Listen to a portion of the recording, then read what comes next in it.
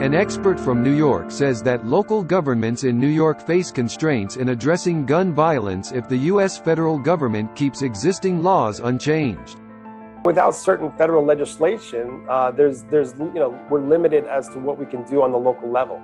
So, cities like New York are not going to be able to control a lot of the guns that come into the state and come into the city.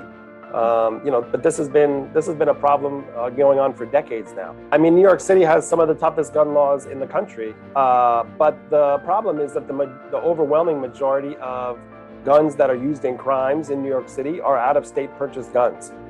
New York and a lot of other cities around the United States have been experiencing a pretty significant increase in shootings and homicides, and that's really started since the beginning of the pandemic in spring of 2020. A lot of those reasons we assume are linked to the pandemic. So unemployment, financial stressors, which then lead to things like housing insecurity and food insecurity.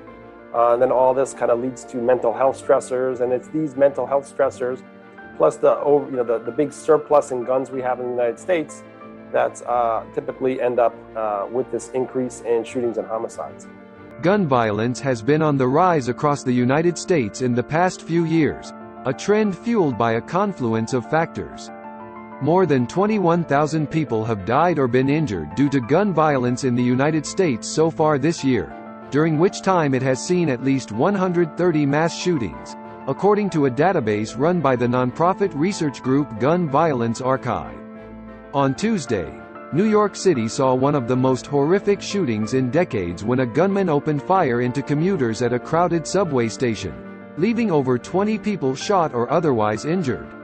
On the same day of the shooting, the U.S. State Department released its country reports on human rights practices of 2021, which criticized other countries' human rights situations while making no mention of its own deteriorating human rights situation.